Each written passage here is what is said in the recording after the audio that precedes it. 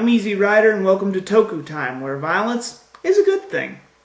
Friends, wouldn't it be weird if your emotions controlled your way of fighting? Like, say, if you were a chicken, you'd rot from the inside. Or if you had nads of steel, you'd become a god of war praying for battle. Well, friends, your emotions will get the best of you with this show. This is Kamen Rider Blade. Toku faithful, you are in for things you have never seen before, like riders using cards to seal and defeat monsters. Or an insect motif, which has two kinds of beetles. Or the anti-hero rider that's a real jerk and kicks ass. Oh, come on! Well, anyway, if you watch the opening before anything, the characters seem to be too busy posing for toy commercials or clothing lines. Do something! Don't just stand there! The story revolves around Kamen Riders doing what they do best, kicking monster ass. The hero of this certain series is Kazuma Kenzaki, aka Kamen Rider Blade, who has the motif of a rhinoceros beetle. His comrade is Sakuya Tachibana, who is Kamen Rider Garen. He has the motif of a stag beetle and has deadly aim. Well, he has a big gun, and I'll leave it at that.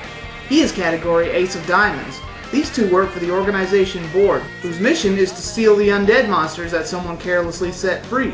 So the riders use cards to defeat and then seal the monsters. This would be cool if you could understand what the hell they're saying.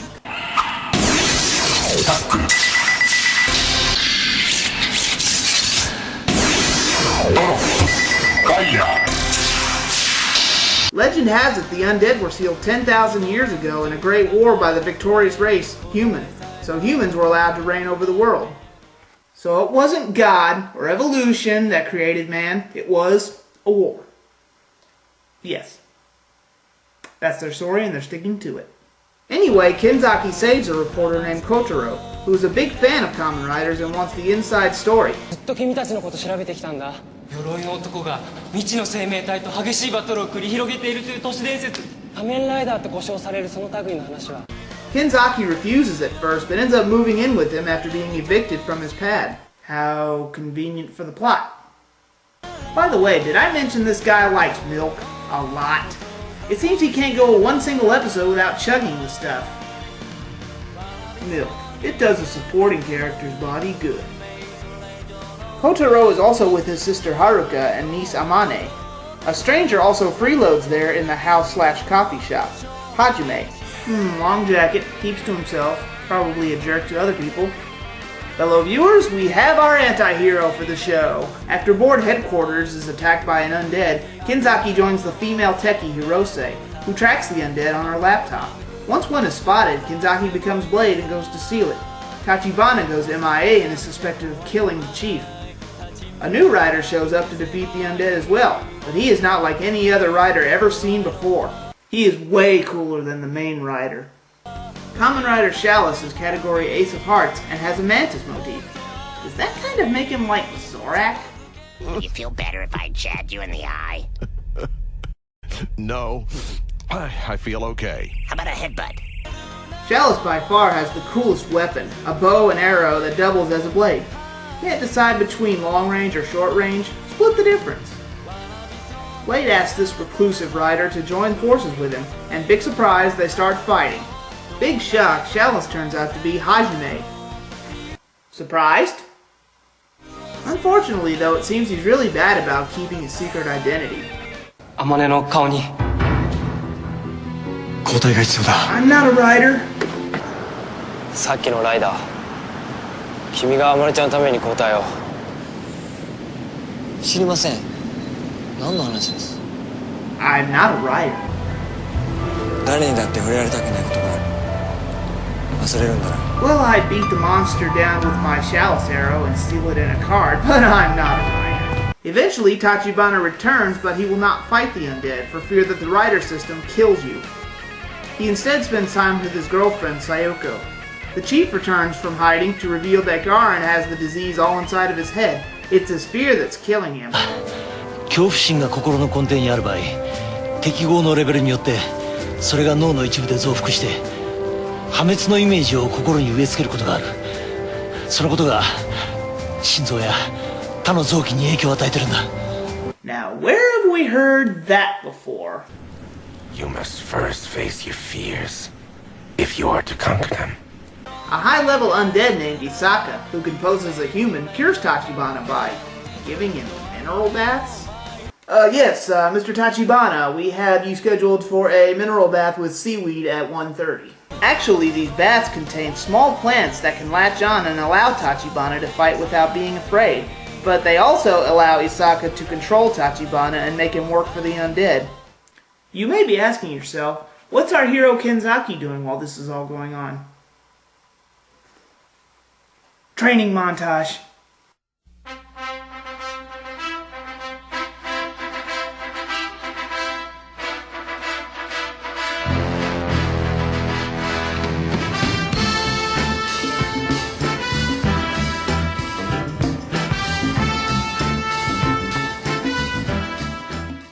Meanwhile, a new category ace is found. Isaka plans to build a new Ultimate Rider system once it's sealed, so he sends his lackey Garen out, but Chalice wants it for himself, so Isaka becomes the deadly Peacock Undead. Wait, what?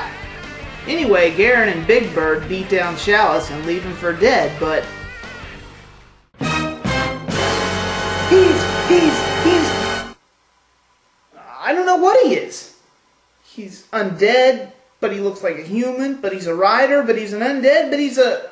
It just don't add up! And if that wasn't confusing enough, the spider undead from before is spreading out its children to find suitable human hosts for... Wait, hold on. I don't get it. Why is he sending out spider underlings to search for a human to be a... Never mind.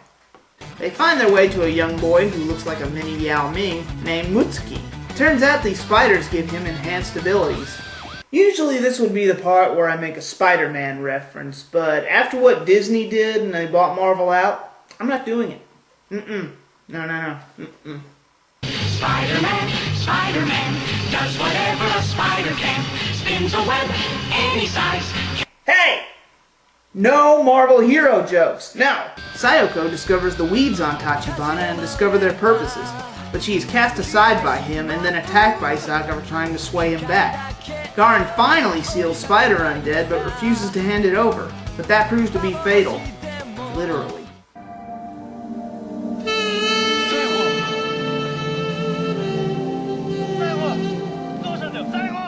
Tachibana takes the card back by force, but the Spider Undead still has plans for Mutsuki. The belt finds its way to him and the boy becomes Kamen Rider Blade, category Ace of Clubs. He has, what else? A club. But is he friend or foe?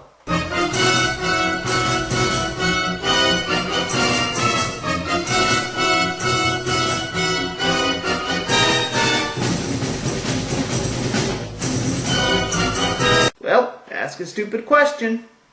Seems the category Ace is controlling him and won't stop until he has full control. Well, could be worse. Could be another stupid Imagine.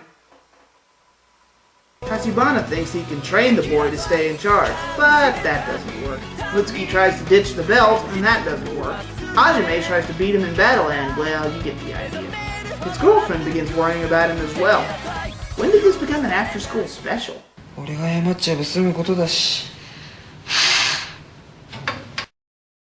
This kid needs to get laid.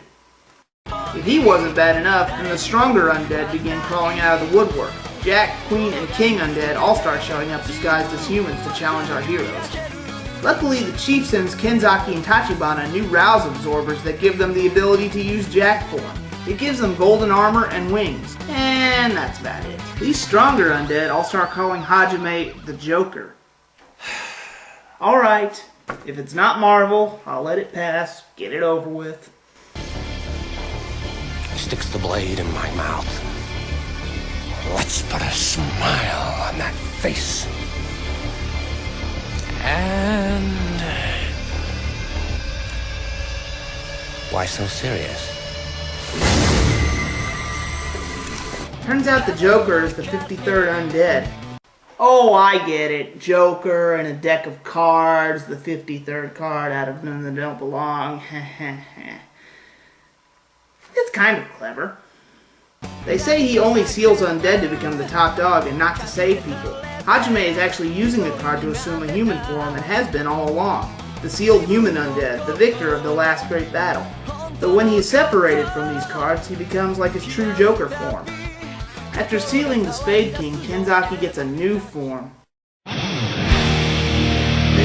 the king! The king of kings! King form!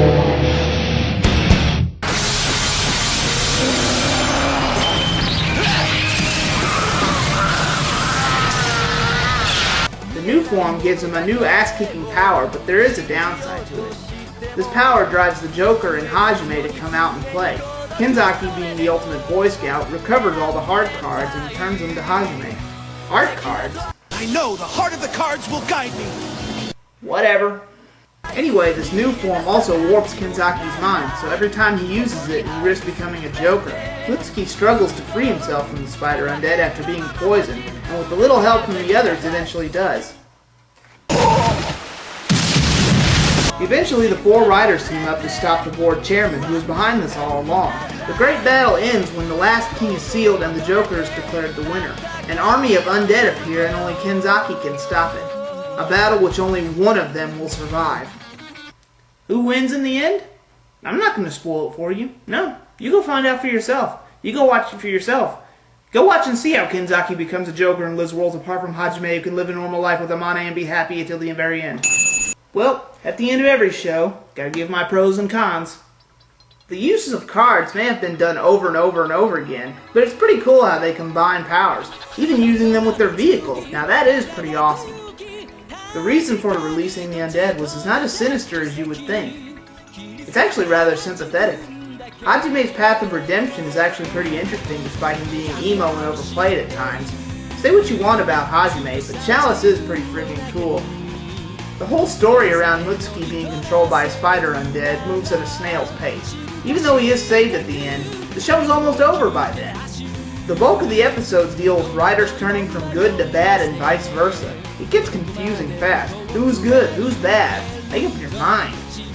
I hated that all four riders only teamed up near the very end of the show. Call me old-fashioned, but the show could have done with a lot more battling undead for more than just 4 episodes or less. Final analysis? Ace of Spades. It's the only deck I've got. Sue me. The show is pretty action-filled, and the suspense is palpable. One of the best rider shows of the Heisei era. But let this serve as a lesson. Playing with monster cards for personal gain can be a very dangerous gambit. Don't y'all leave now, the fun just started. Damn it! I'm Easy Rider. I'm gonna go protest Disney for what they've done. I said